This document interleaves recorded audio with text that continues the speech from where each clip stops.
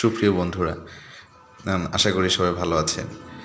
আমি আমি আসলে চিন্তা করছি যে আজকে আজকে আপনাদেরকে আমরা ইউটিউবে মেইনলি যে ভুলগুলো করে থাকি, যার ফলে হয়তো আমাদের আসলে ভিউ হচ্ছে না বা আসলে সাবস্ক্রাইবার বাড়তেছে না।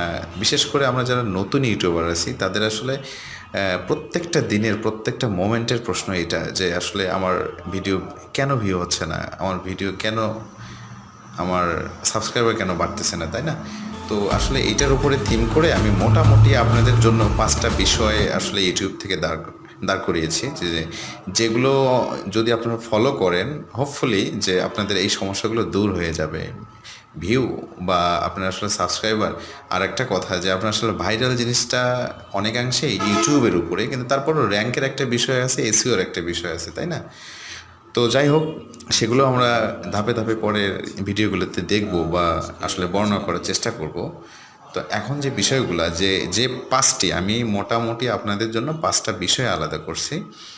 তো এই 5টা কমন ভুল ইউটিউবে আসলে কখনোই করা যাবে না।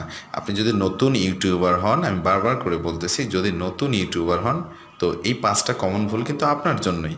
কারণ আমি জানি যে আপনি বা আপনারা বা আমরা আসলে এই ভুলগুলো প্রায়ই করে থাকি, যেগুলো যদি আপনি অ্যাভয়েড করতে পারেন তো তবেই আশা করি লেগে থাকলে সফলতা আসবেই।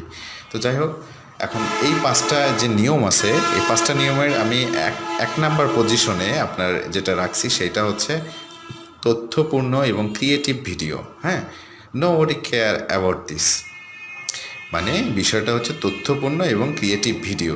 তো দেখেন যে আমরা আসলে ইউটিউবে কখনো কোনো ভিডিও মানে কখন বা কোন সময় আপলোড করব তা কেয়ার করি না। ভাবি যে কোনো ভিডিও আপলোড করলেই তা ভিউ হবে। আচ্ছা, মানে মনে করেন আপনি আপনি নিজেকে প্রশ্ন করুন যে আপনি যখন ইউটিউবে লগ ইন করেন তখন কোন কোন ভিডিও দেখেন বা কোন ধরনের ভিডিও আপনি প্রায়ই দেখেন, তাহলে কিন্তু আসলে আনসারটা পেয়ে যাবেন, তাই না? তো কাজে আমরা যে কন্টেন্ট বা ভিডিও আপলোড করছি তা আসলেই কোনো ভিউয়ারের কাজে আসছে কি না বা তার প্রয়োজন কি না, নিজেকে প্রশ্ন করলেই কিন্তু উত্তরটা পাওয়া যায়, তাই না? তো তাই যে কন্টেন্ট প্রয়োজন বা ভিউয়ারের দরকার, শুধু সেই রিলেটেড কন্টেন্ট বানান না কেন? আসলে তো তাহলেই তো এই প্রবলেমটা আপনার সলভ হয়ে যায়, তাই না? তো এক্ষেত্রে আপনাকে কিন্তু আমি একটা টিপস দিয়ে হেল্প করতে পারি। বিষয়টা এরকম যে ইউটিউবে গিয়ে আপনি ফিল্টার করে লাস্ট সপ্তাহের যে মানে ভিডিওগুলো আছে, ট্রেন্ড ভিডিও, তাই না, যেগুলো যেগুলো মার্কেটে বেশি চলতেছে, আপনি যদি এগুলোর মধ্যে আপনার কাঙ্ক্ষিত ভিডিওটি দেখতে পান বা আসলে কোনটা ভিউ বেশি হয়েছে এই লাস্ট সপ্তাহের মধ্যে, তো আপনার যেটা সাবজেক্ট সেই সাবজেক্ট দিয়ে সার্চ দেবেন, তাহলেই দেখবেন যে আপনি এই বিষয়বস্তু নিয়ে চমৎকার একটা টাইটেল বা তারা যে টাইটেলটা করছে সেই রকম টাইটেল আপনি কপি করে মূলত সেই টাইটেলের আশেপাশে আরও দু একটা ওয়ার্ড লাগায় আপনি কিন্তু সুন্দর একটা টাইটেল মানে ক্রিয়েট করে একটা ভিডিও মেক করে ফেলতে পারেন।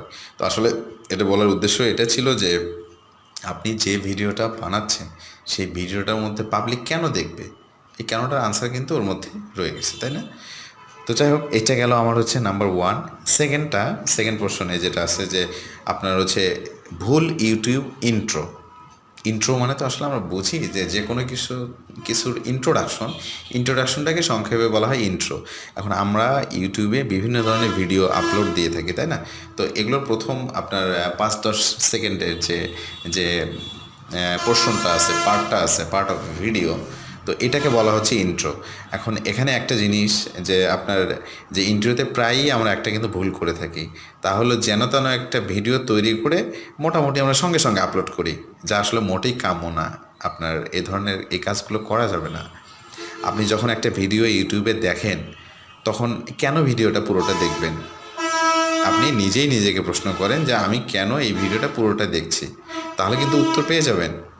তাই ইন্ট্রোটা হচ্ছে খুব গুরুত্বপূর্ণ। আমার যেটা পরামর্শ থাকবে যে আপনার বিশেষ করে প্রত্যেক ভিডিওর প্রথম 10 সেকেন্ড আপনাকে ভিউয়ারকে বলতে হবে যে কেন ভিউয়ার ভিডিওটি দেখবে।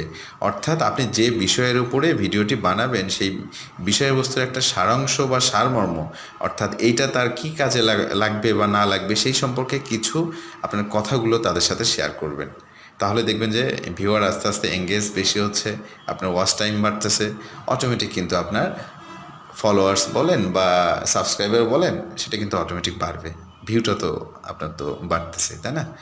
তো এর পরের যে বিষয়টা সেটা হচ্ছে 3 নাম্বার, আপনার ইউটিউব সম্পর্কে কোনো জ্ঞান ছাড়াই আমরা আসলে মানে কি করি যে ইউটিউব সম্পর্কে বিশদ জ্ঞান, অর্থাৎ ভাই আমি যদি আপনাকে আসলে জিজ্ঞেস করি যে আপনি টাকা ইনকাম করতেছেন, আপনি বলবেন হ্যাঁ এক শর্তে আমি রাজি, আমি আমি আমি এনিহাও টাকা ইনকাম করব, কিন্তু তার জন্য তো আপনার পরিশ্রম করতে হবে, তাই না?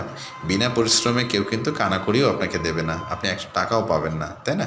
তো এই জন্য আমি হচ্ছে 3 নম্বরে আপনার হচ্ছে ইউটিউব সম্পর্কে কোনো জ্ঞান ছাড়াই কাজের জন্য যারা আসেন, অর্থাৎ উল্টাপাল্টা ভিডিও আপলোড করেন, পরে আবার হতাশে কী করেন, নিজের ভাগ্যকে দোষ দিয়ে কেটে পড়েন, তাই না? যে আমি আমি এতদিন হলো কাজ করছি কিন্তু আসলে এখান থেকে কোনো আউটপুট পাচ্ছি না, কিন্তু এই ধরনের কাজটা আপনার আসলে করা যাবে না। তো দেখেন, আপনি ইউটিউবে এসেছেন টাকা ইনকাম করতে, আর পরিশ্রম করবেন না, এটা তো আসলে হয় না। তো তাই ইউটিউবের সমস্ত গাইডলাইন মেনে চলুন, বিশেষ করে ইউটিউবের আপনার হচ্ছে প্রত্যেকটা টাইমে তাদের কিন্তু গাইডলাইন আপডেট হয়। যেমন আপনার হচ্ছে কপিরাইট বা ইলিগ্যাল কন্টেন্ট, এই বিষয়গুলো নিয়ে আপনি বেশি বেশি রিসার্চ করেন, যে তারা কোন ধরনের ভিডিওগুলো পারমিট করে, কোন ধরনেরগুলো করে না, বা আমার কোন কাজগুলো করা যাবে, কোন কাজগুলো করা যাবে না, ইত্যাদি। হ্যাঁ, তো তাই আগে ভালোভাবেই ইউটিউবের গাইডলাইনটা আপনি জেনে নিন।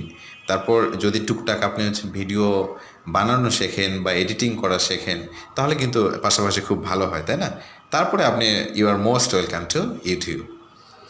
তো এটা গেল নাম্বার 3। এরপর আমি 4 নাম্বারে রাখছি যে কখনোই এক জাতীয় ভিডিও নিয়ে কাজ না করা।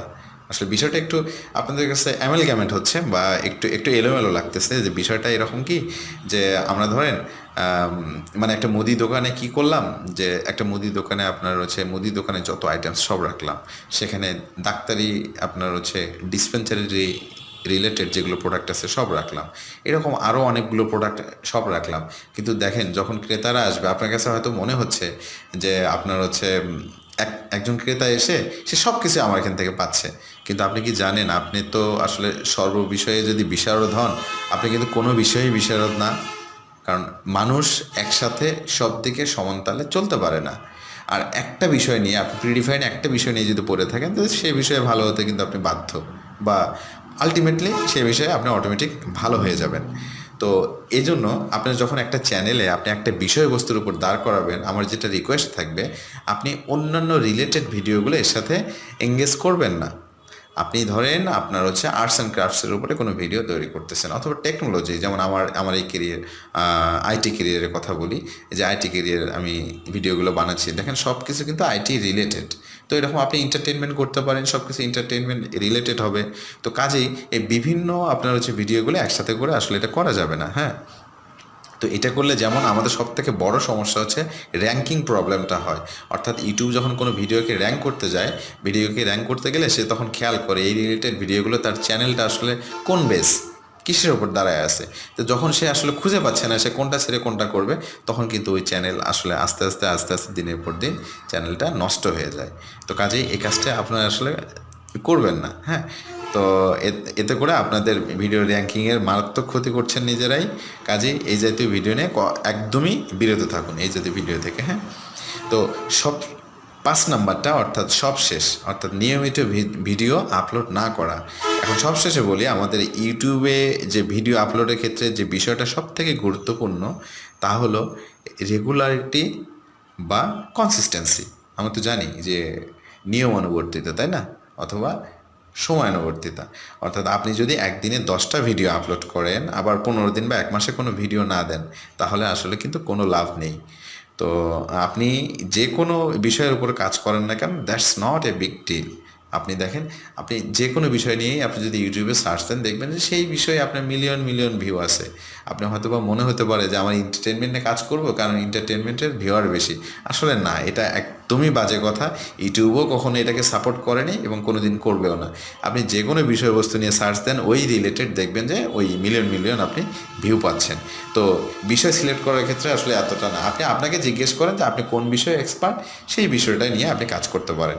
তো প্রতি 2 দিন বা 3 দিন বা 1 সপ্তাহ পর পর নিয়মিত শিডিউল মেনে আমরা যদি রেগুলারলি ভিডিওগুলো আপ করি, তাহলে কিন্তু ইউটিউবে সফল হওয়ার চান্সটা অনেক বেড়ে যায়। তো এটাই আসলে ইউটিউবের সফলতার কিন্তু মূল মন্ত্র, অর্থাৎ রেগুলারিটি। ইউটিউব কিন্তু এই জিনিসটা র্যাঙ্ক করার ক্ষেত্রে, কোনো ভিডিওকে যখন র্যাঙ্ক করায়, শুধু এসইও না, এসইওর পাশাপাশি এই জিনিসগুলো সে কঠোরভাবে ফলো করে।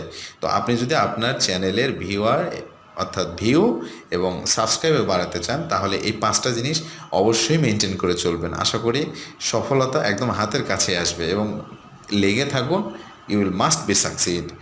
আশা করি এই পরামর্শগুলো সবাই মেনে চলবেন, তাহলে ইউটিউবে সফল হওয়ার সম্ভাবনাটা কিন্তু আসলেই বেড়ে যাবে।